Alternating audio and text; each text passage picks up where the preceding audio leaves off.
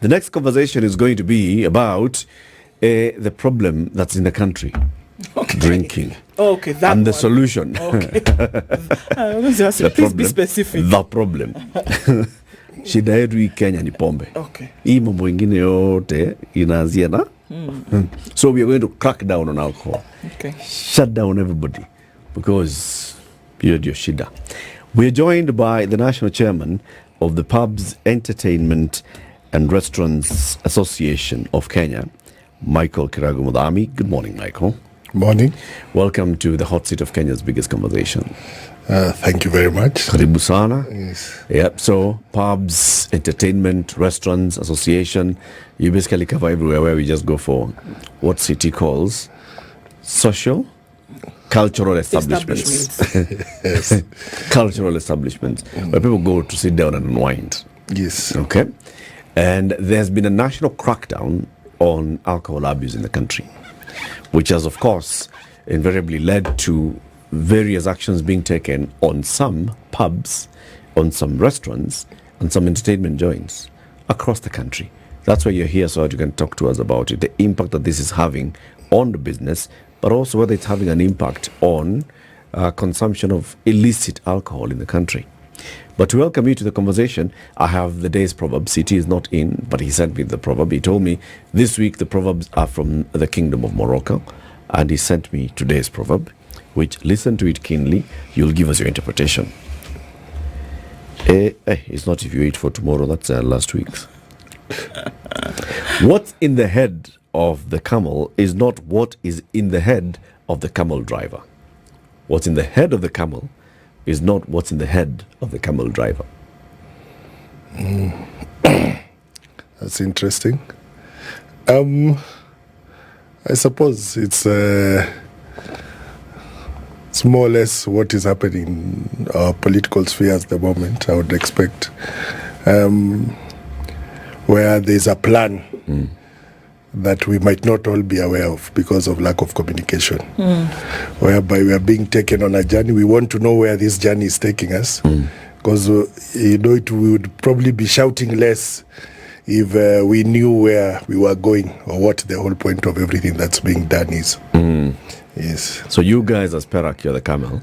It You have seems one idea. we might Then be the the camel camel, driver. might even be the road. Because we're being stepped on. Let's first talk about Perak. Yes. What is Perak? How many members are you? How old are you? What do you do? What's the role of Perak? Actually, that's a good thing because we are 20 this year. 20 good years old.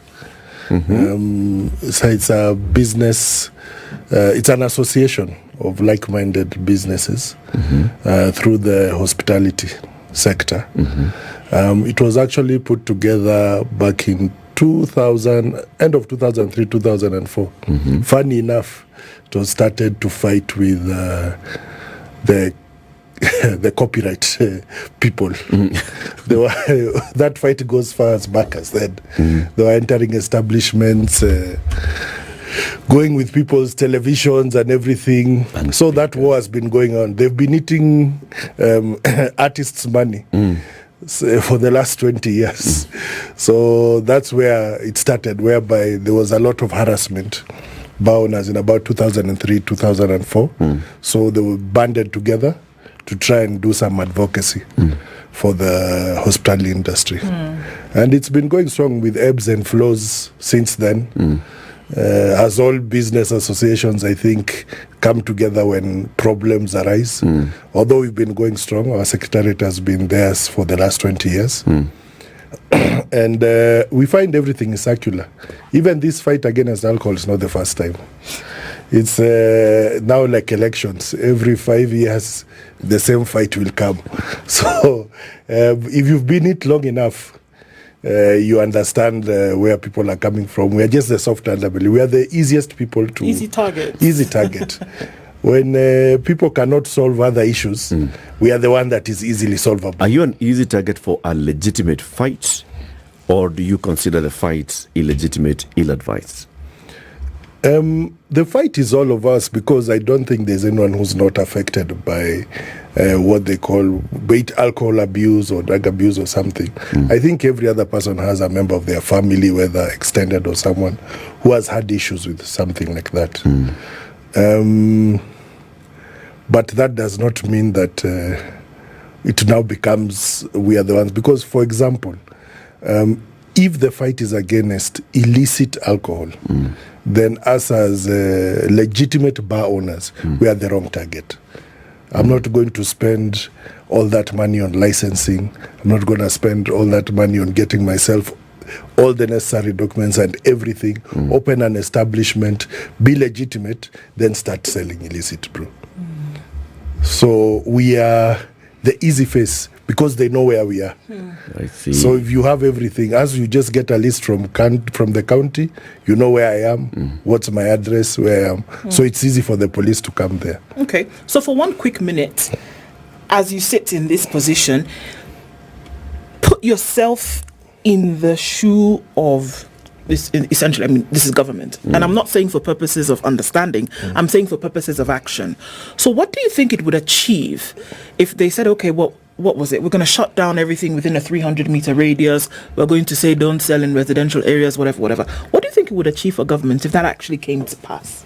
If it was you now saying, I'm going to shut this down, what do you think what would I have achieved? Would I have just achieved the directive? Would I have more order? Would I have, less of a vice being sold to younger people, whatever? What would I achieve? Okay, first of all, if we just take the law as it is, which is the Alcoholic Act, which is now the one which is being used nationally, which I'll come to that later, is even it's even wrong that we're using that law, first of all. But if we use it, first of all, we have to realize this is a copy and paste we did from somewhere else when Nakada came in. And the rules that were being put there are not necessarily congruent with our situation on the ground in Kenya. And for example, there's a huge problem we have in the counties with with building permits and everything. I could have come here, set up, put a bar 20 years ago. Right now, my neighbors is residential. Yeah. It is schools. It is whatever it is. They found you here. They found me here. Now you're walking up to me and telling me close. I've been here for 20 years. How fair is that? We have places that are obviously in contravention of but whose fault is that at the end of the day? We have the county that licensed that person, gave them a permit to do that work there. So that's where the problem comes in. I think it's a problem of enforcement. It's a problem of, at the bottom of it, there's a huge part that has to do with lack of governance at the bottom there. Yes. Sorry, go ahead. No, so what I'm trying to establish here is that if there is understanding from both sides, admittedly, you've said, okay, yeah, there's some folks who are not, playing along according to the rules. But for us to also see, if even from the eye of those who are practitioners, that there is some sense at whatever level, when folks are being asked to shut down in the manner in which they are being asked to, does it make sense at any level at all? No, to me it doesn't, because what you're doing is blanket. It is knee-jerk reactions that we've always had in this country, whereby something happens, you shut down everything. One matatu having an accident here on the road would not make me remove all the matatus from the road, which is basically what they're doing. Well, we see that's part of the action that's taken. A matatu causes an accident. The matatus belonging to that circle are suspended from the road. Or somebody is accused of drunk driving and everybody has to take a test again, or retest or whatever. So thank you. In fact, you brought something very good there, where when you say that there was a framework, first of all, put in place for the circle system. Yes. They didn't just start removing matters. They actually first put in a framework There is a lack of that framework in the hospitality industry. Okay. So it is not justified. You see, if everybody was working off the same same script, then you could say, because one thing we've been pushing for as Perak is self-regulation in this thing. I think when we got a point, we did a policy paper even into the presidential thing. We got to a place when we got the president himself at the time was Uhuru to say, we want this move towards self-regulation during COVID. But it is not in the interest of a lot of people in that governance structure for us to have that. Why? We are easier to deal with divided.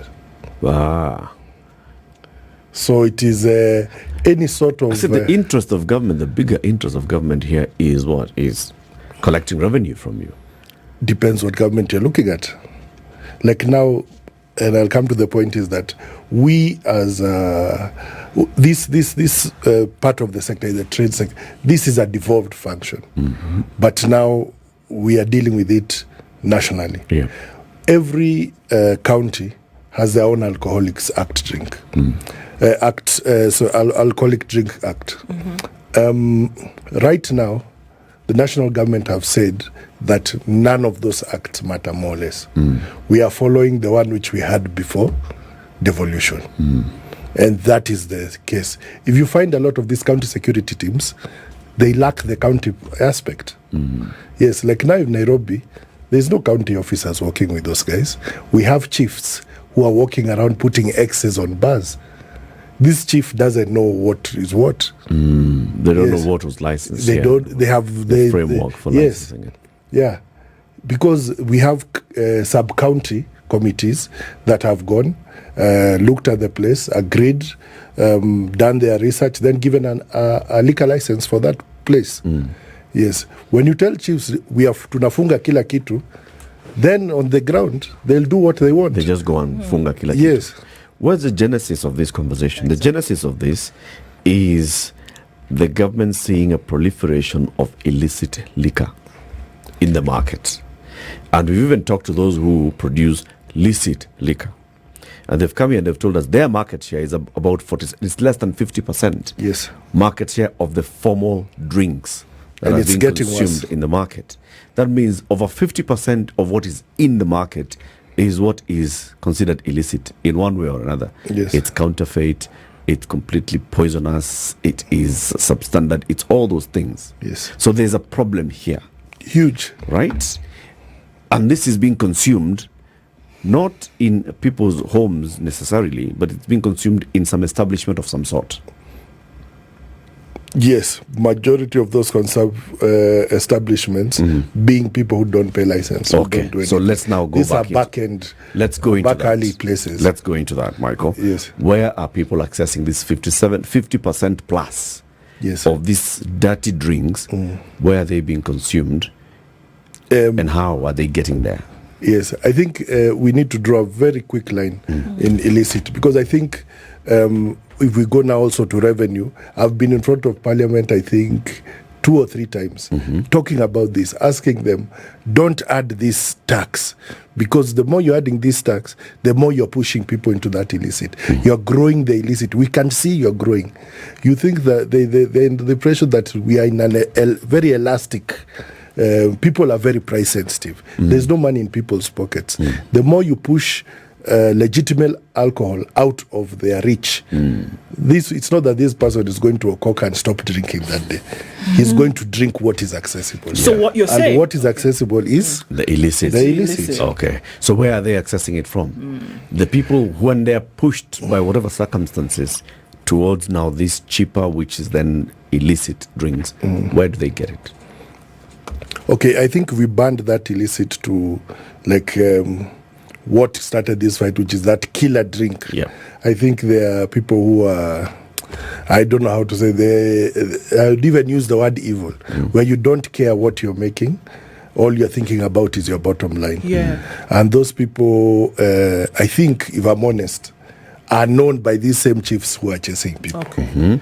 Because there's no way you're making that and it's being sold and you are the security officer in the area and you don't know who Are they these the people are. minority?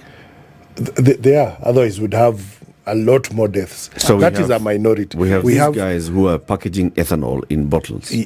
Yes, but even them, if you look at it, if you look at even the distribution models of alcohol that we have, that person is it's not using the ones we see in the light. Let us be honest. The lorry that is coming from Kenya breweries is not carrying illicit. The ones that's carrying from most of the distributors is not carrying illicit. We have had minor instances of unscrupulous maybe distributor, and maybe it's not even the distributor. We have maybe a driver, or there's a town boy who was there. He's gone. He's been told up kuna pesa ya rack. So they offload one, they put some fake that will reach somewhere. I think we have all been bundled together. Yes, we have been victims of that at one time or another. There's a time, I think it was like 6 years ago, pre-COVID, when Jameson was a very, very popular drink, and we had, unfortunately for them, adulterated coming from across the border from Tanzania by container that came and even spoiled their market share a bit, which was very unfortunate. Yeah, that's why we have even the legitimate ones keep changing their bottles. So the criminals, yes, are using the same network as the legal guys in terms of access to the consumer. Not a lot. Small. It's a very small. The consumer will go to a place that is public. Yes. Like a local shopping center. It's not hidden. It's like a local shopping center.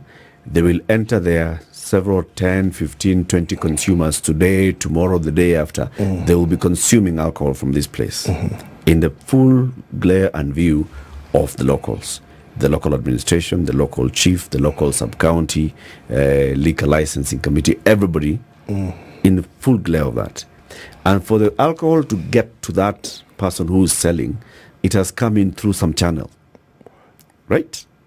For example, we keep calling this alcohol Kariobangi, light industry. Yes. Yeah, in Pombe light industry. Yes. Obviously, there is somewhere that something has passed. It is like anything else. Like we have the contraband cigarettes, we have everything. We have a few unscrupulous people trying to make a fast buck. But this, again, we come to say, for those channels, let us remember, first of all, who is consuming this alcohol. It is, unfortunately, a lot of it is being consumed by those who are not able to afford the alcohol that can. It's not in these bars that are open in the shopping centers. Let's be honest. Illicit is being drunk, a lot of it in back alleys, in the villages, and that is. I understand where the deputy president is coming from. When you walk, even means when you walk in the village, and you are walking, and it's 7 a.m., 8 a.m., and someone is completely obliterated. That person has not walked into a bar and drank a beer. That person has not. So when you're closing that bar, you're not stopping. You're not answering my question, Michael. I Where are people getting this? Where are they drinking? Are they drinking in their homes? A hole in the wall somewhere? Where under are a they tree? drinking? What's happening? Oh no, yes, some back alley places. It's not as in the bars that you. I'm not going to. It's not the cultural establishment where you're going to go have a seat. What's at a the table. back alley place?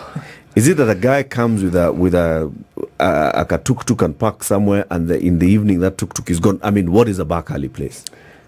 Is it a building that people in this village know, kwa Michael ni pale, and we drink there? Or is it we know Michael sells alcohol, now we are trying to listen to where is Michael based today? Or is it somebody who sells vegetables and then under the table has a thing in a basin? Okay, there's places where I've gone and seen the front is a hardware and the back is selling. And the count is coming around, they close the thing. And I have seen that, yes. They just retain the hardware. Yes. That is there, especially when you come to the peri-urban areas, and that one is there. We have, unfortunately, we've had even the mushrooming of the very small wines and spirit that to make ends meet, I'm sure one or two of them have done it. That is there. That I cannot refuse. And do they have licenses? Majority don't, no. They don't. Why, if I'm already doing illegal things, why would I bother? We have a very big problem. People who are licensed are the first ones to be cut.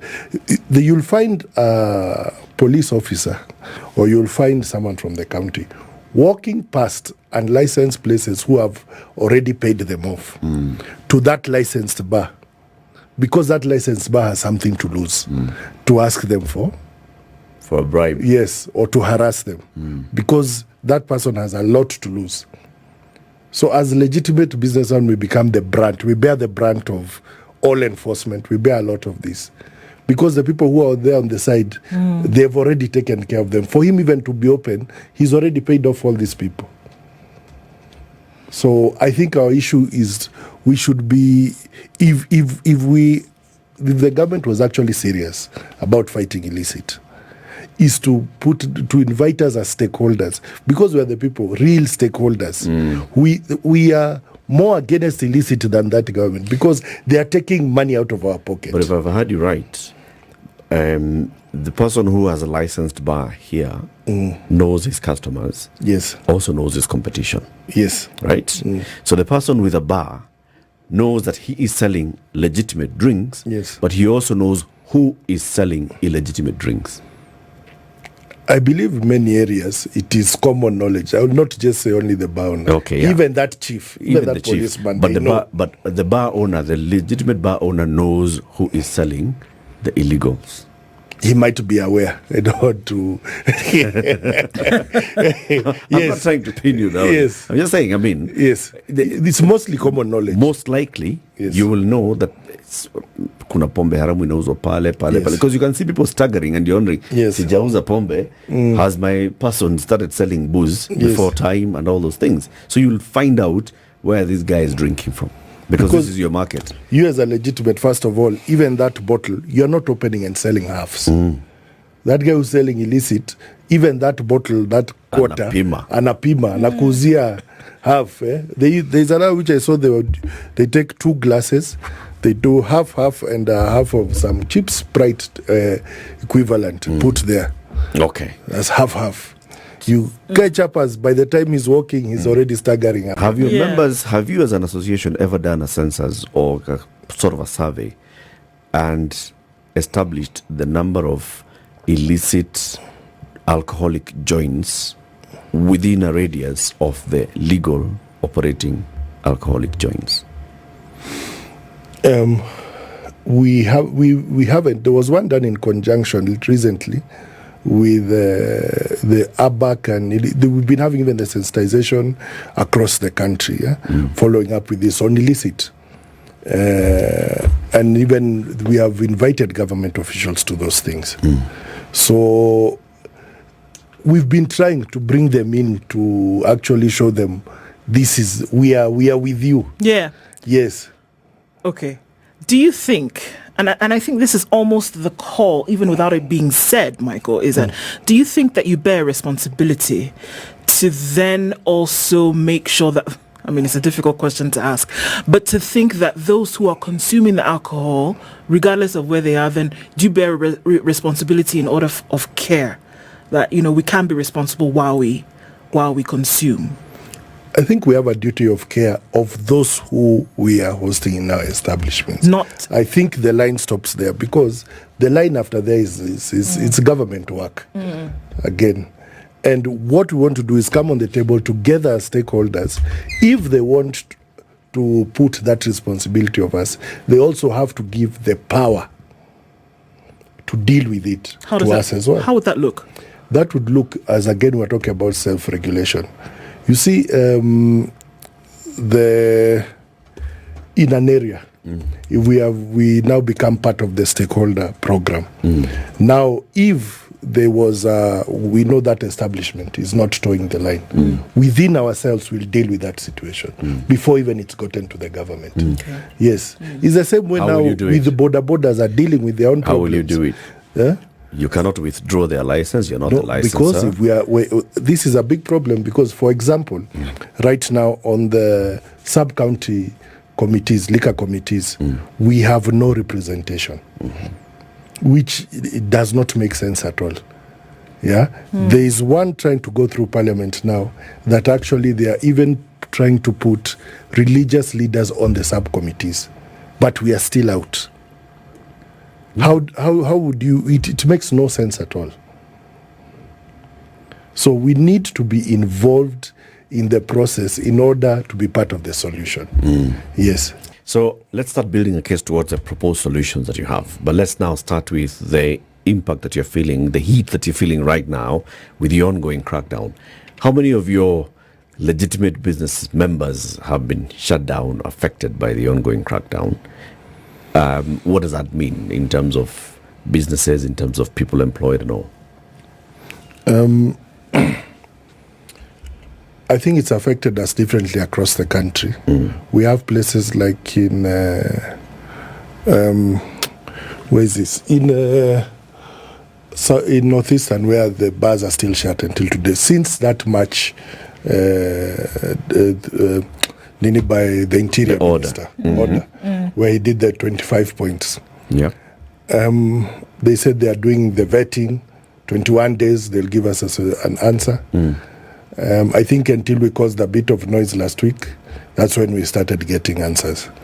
We had the first lot of answers on the vetting of the alcohol manufacturers. We are still waiting in some areas. What has happened is that the national government actually doesn't have the legal instruments to push a lot of the things that they are saying that are held in that 25 point. So there's a way they've been... Who has the instruments? The instruments through devolution are held by the governors, the counties. But the counties. But the government is kind of taking it back. All right. Yes. So we have some areas where even the county, the liquor boards are actually led by the national government. Like they are through the county commission. They closed. Because that's direct, they don't need the governor. They closed all the bars. They are still waiting until now. They've been closed now. I think it's going to be a month soon. So what happens? So bars have been shut down for 4 weeks. Yes, because they are still waiting. To be vetted. Vetted, yes. What does vetting entail?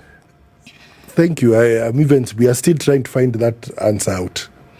What has happened is some governors you find that the minister meets the governor, they have a press conference. In this county, we are shutting down for vetting.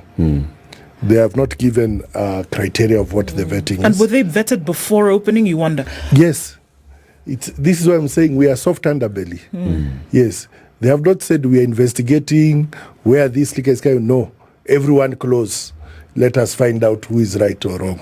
Okay, so I have to ask a question. And from where you perceive this, and I know that when this had all started, there was a perception that everybody had at some point. Are we really looking at an illicit alcohol issue? Or are we looking at an alcohol issue? And understand what I'm saying now. That there seems to be an issue whereby there is the consumption of alcohol that has led people towards getting into a space in life where all hope is lost. There is also the side where alcohol is being sold that, yes, we've said is harmful to people, it's illicit. But from what you've told us, that's actually on the lower side of things. It's a lower percentage. Of course, we cannot discount that if somebody does get hurt from the consumption of an illicit brew, one person getting hurt is one person too many. That we understand. But I believe the Deputy President, in one of his submissions, said he goes into his constituency or his county, and at 8 a.m, he sees people who are already inebriated at that hour. Are we dealing with an alcohol consumption issue, or are we dealing with an underlying problem that leads people to consume alcohol that would then get them to a place of dependency? Those are many issues. From where you sit, what are we really dealing with that we must deal with in the right way? I think that's the crux of the matter, whereby we should be open. If the government has a policy against alcohol, come out and say it so that we know how to deal with the issue then. If the government is talking about alcohol abuse and drug abuse and dependency, then let us find solutions. Because at the end of the day, that is actually a disease that is affecting people across the world, even a lot of people. And that's why I said in the beginning, I don't think there's anyone who does not know one person who is affected. It's a disease that is there. We have been a drinking nation since birth, I think. And this does not mean, because alcohol has been used by many people as a way to relax, as you're talking about, it's a social juice. It is juice. It's an oil that makes people know. A lot of people found their wives through alcohol. Let's be honest. And husbands. It lubricates our minds and everything, and makes us live fuller lives, I believe. So we need to define the issue. But if you've noticed, the deputy president, Rigi, has never actually stood up. And this is what people don't realize, because that's when they say mambo kwa ground is different. Stood up and said anything against legitimate alcohol. I think he's been very careful. There's a difference between what he says and actually what is actually then what people think he has said. If you read through all his things he's ever said, he has never been against. He's always used that word pombe haramu or illicit or whatever the case might be. But as collateral damage, we have been swept up. And the problem is that, you see, it's not only collateral, we've been swept up just by mistake, one or two. We are the first ones to be swept up with the wave. Okay. When we actually have nothing to do with the problem in the first place. And you know, Michael, it's not the first time that you have been caught up in this mess. Yes. Not once, not twice. In fact, at some point, the association then, like you've told us, has even pushed to have some sort of self-regulation so that you play a better role and a bigger role in addressing these challenges that you continuously keep facing. That's why I went back to the question.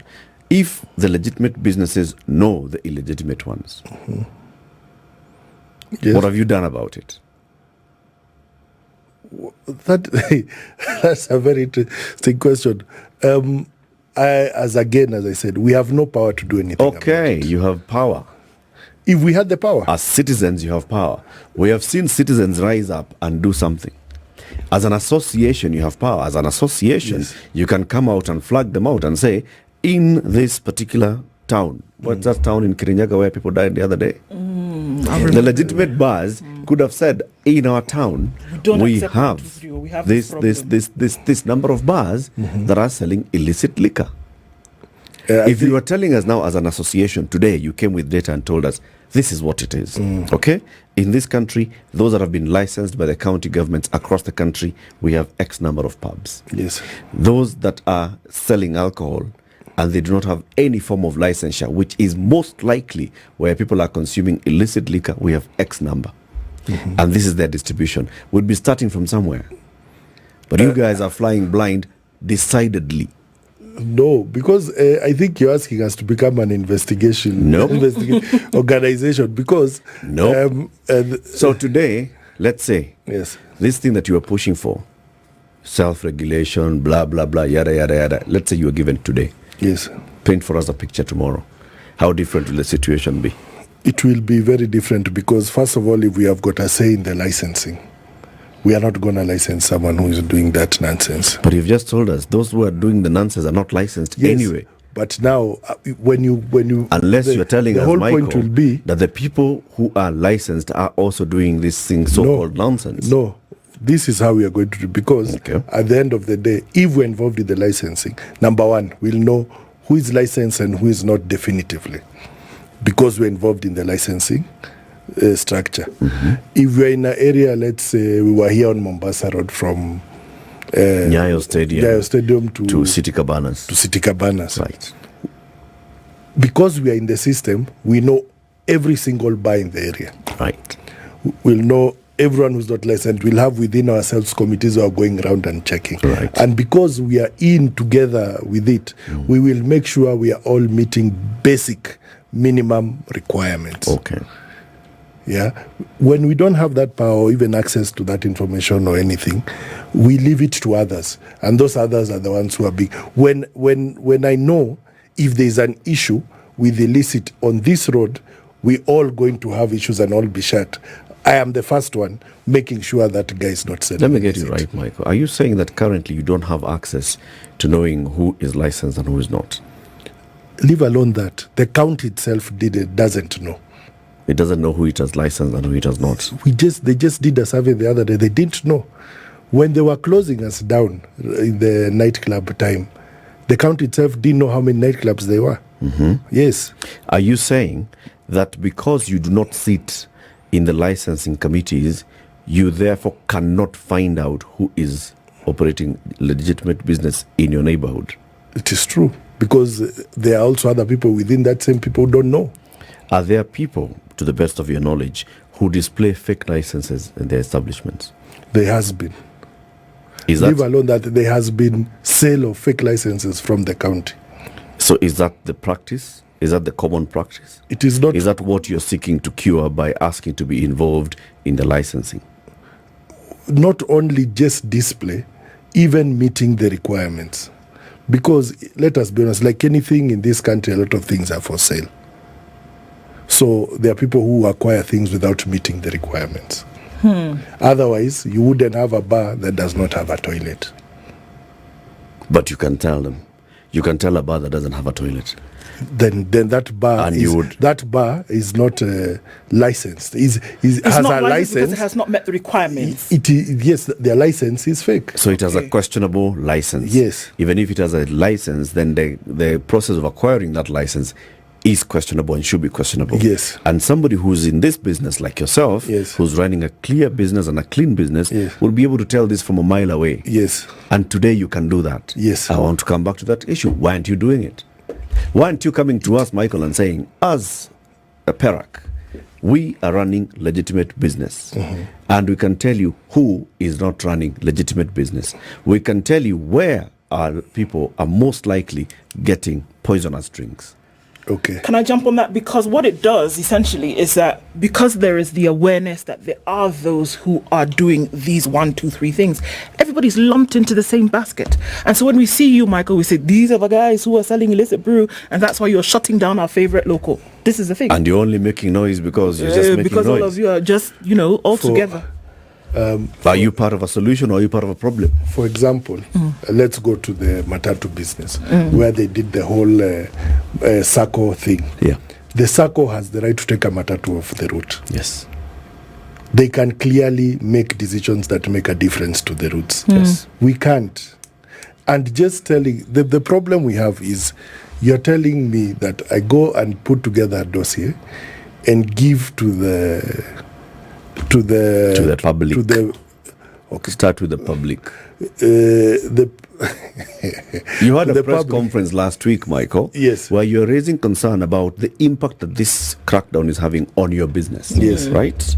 For example, you've told us in Northeastern Province, all bars that have been operating legitimate it was business. in a certain area, I can tell you. In some parts, Yes. these bars have been operating legitimate business, have been shut down. What does this mean? It means that these business owners are not running business. It means that people who are employed here are out of a job. You can give us the data coming out of this. Yes. Right?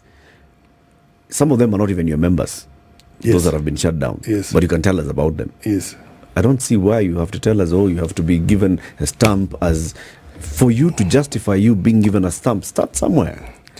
You had walked all the way. You even created a national draft policy. Yes. It's just about enactment of that policy. Yes. You've even come up with a proposal. If we were involved in self-regulation, so demonstrate self-regulation would... The only thing that we are missing is the whip to crack. But here is the issue. We have come to the public and said, we know who is selling illicit brew. And what we are asking for is the next thing, that we sit in the committee that can deregister this illicit. Okay, let me ask a question, maybe with a softer touch though, Eric. So, Michael, would it be uncomfortable to call out folks who are selling alcohol that's, number one, illicit or are not meeting the requirements? Would it be uncomfortable for the legitimate folks to call out the illegitimate folks? Would it be uncomfortable for you? It for sure, because one, they are already breaking the law to some point. You don't know the repercussions on yourself, which is the truth. When you hear even people shouting cartels, it's not that they don't exist. There is actual stuff like that. It is the truth. Whereby if you ask us to remove a list or whatever, what you're saying, and I know that the person I'm removing the list to give the authorities are already aware of what is happening. Oh, he's one of the authorities. Or whatever is happening, Yeah. you know they're already aware. What are you asking me to do? You're asking me to put myself in an untenable situation So it's difficult. where now I become the person who's being harassed even more. But then can you see where that question comes in, Michael? Because now here you are asking to be part, you want to self-regulate. Yes. You want to be involved in checks and balances and be able to crack the whip. But then it is very difficult for you to say, hey, look, that guy over there, that's one of our problems. And you don't even have the whip. Now you can imagine if folks are thinking, they don't have the whip and they know people who are misoperating. How much more would they be able to do that? Should we now give them the whip? For example, I think it would be much easier if you would ask me to put up an anonymous hotline tip and say stack him to. And then also you still have the issue there of businesses trying to finish each other. But at the bottom, you will have genuine people who are trying to stop this illicit alcohol from being sold. Okay. That would be a much better, softer. That's why there is even when you're doing your vote, you're doing it In secret. in secret. So Because self-regulation will not work. it will work if you have the power. This country is based on power. If you have no power, keep quiet. Because when you start shouting, you're the one who ends up being done in. There's a difference between idealism and the truth on the ground. The truth on the ground, let's say self-regulation comes in and you're sitting, for example, in the liquor licensing committees. Yes. You'd still be a minority. You see, if it would be... In terms of membership, in terms of interest representation. Or let's even say that you're half.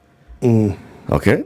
But if indeed currently the liquor licensing committees, some of them are giving licenses to unscrupulous businesses to operate, businesses that have not met the basic standards, and you are sitting in that committee, those are cartels that you're talking about. Yes, but they have no skin in the game. I have skin in the game. But will you have a voice when you're in that committee? And that those committees have been running the committees for a long time. It is the same thing that even with this issue, those committees, those committees at the county level, this is the first time since I think last year but one, we've actually had of money going to rehab. All the money that's been collected is supposed to be for rehab and such things. Yeah.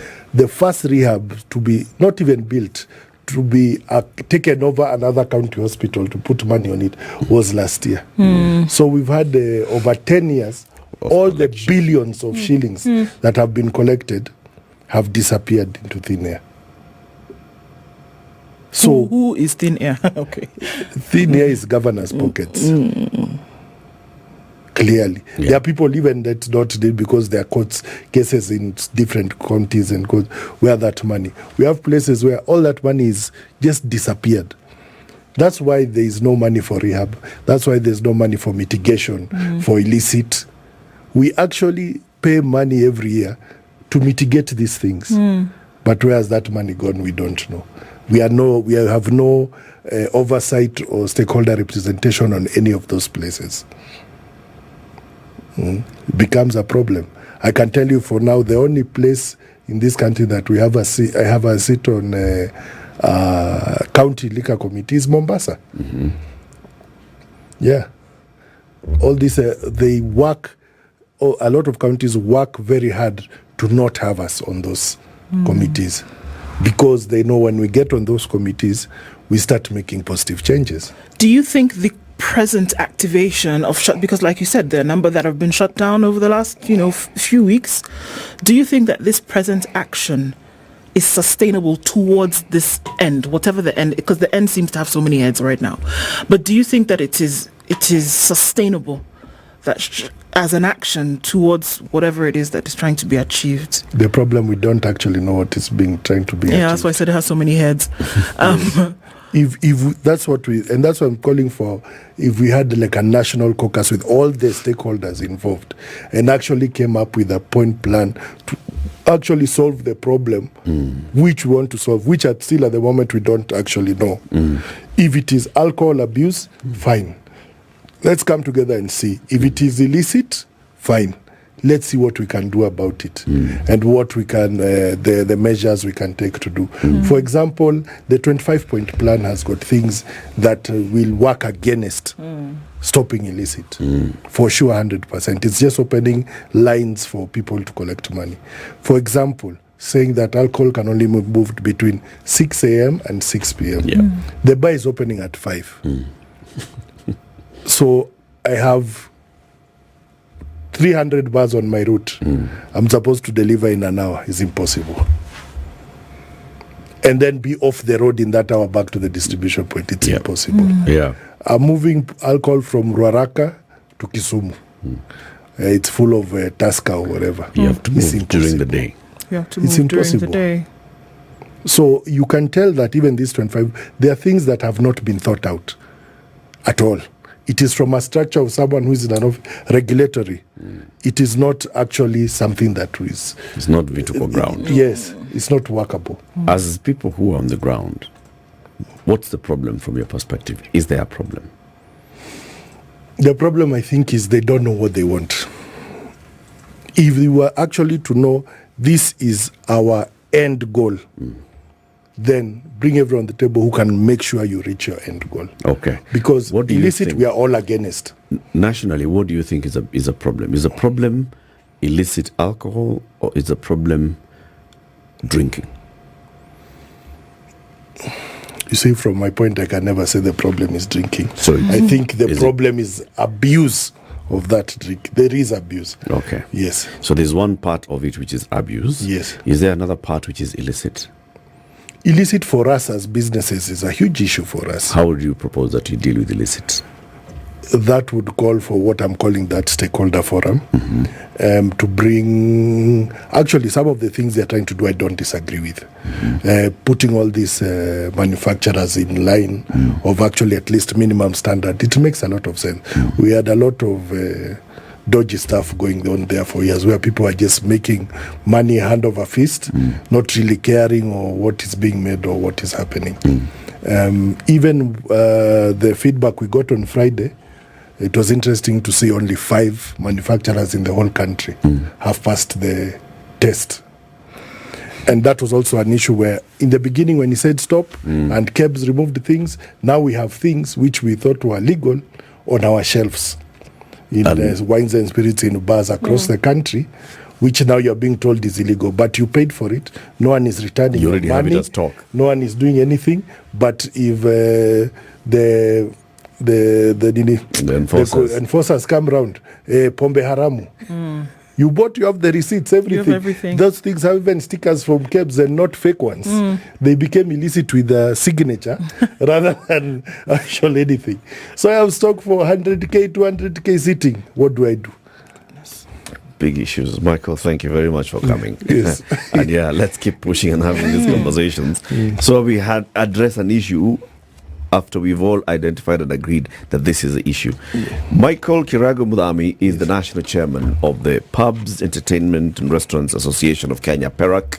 We've been talking about the crackdown on illicit alcohol and alcoholism in the country. This is the Situation Room, the only way to start your day.